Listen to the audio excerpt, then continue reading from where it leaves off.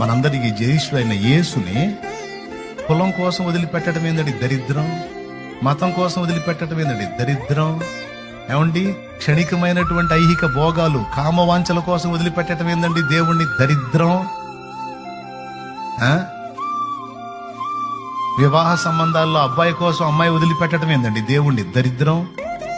అమ్మాయి అన్యురాలు, అమ్మాయిని చేసుకోవాలంటే నేను కూడా అన్యుణ్ణి అయిపోవాలని దేవుణ్ణి వదిలిపెట్టడం ఏందిరా దరిద్రుడా?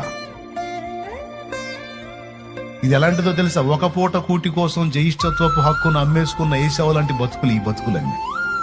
ఈ బతుకులకి ఒక ఆడబిడ్డో లేకపోతే ఒక మగబిడ్డో లేకపోతే కులమో మతమో దక్కుతాయేమో గాని దేవుడు దక్కడు, రక్షకుడు దక్కడు, రక్షణ దక్కదు, నిత్య జీవము దక్కదు.